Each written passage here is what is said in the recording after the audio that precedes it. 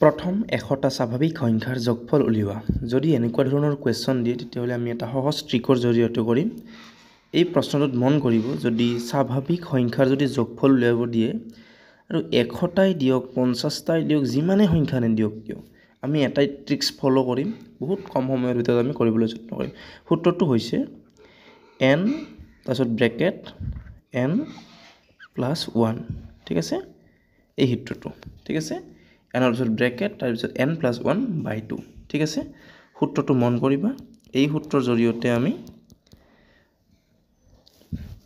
এই মেথছটো কৰিম বহুত কম সময়ৰ ভিতৰত।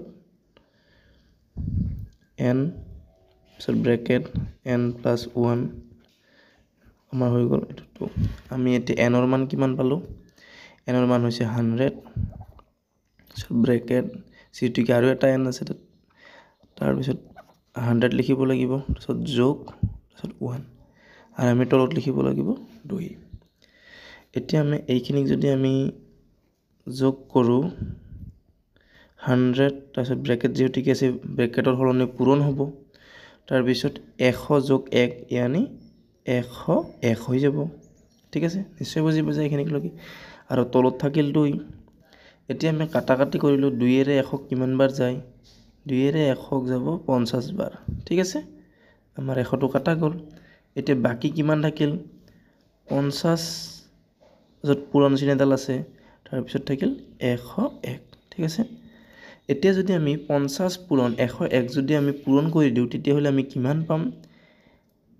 1050 ইয়ানি 1050 পাই যাম আমি। নিশ্চয় তোমালোকে বুজি পাইছা, কেলকুলেশ্যন কৰি চাবা, 1050 পাবা নিশ্চয়। গতিকে আমাৰ শুদ্ধ উত্তৰটো হ'ব এনচাৰ চি, ঠিক আছে।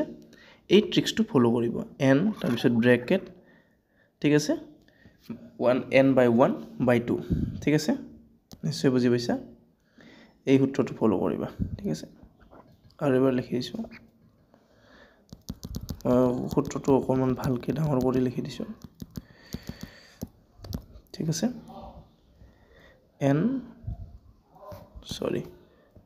ব্ৰেকেট n প্লাছ 1 তাৰপিছত সূত্ৰটো হ'ল এইটো, ঠিক আছে।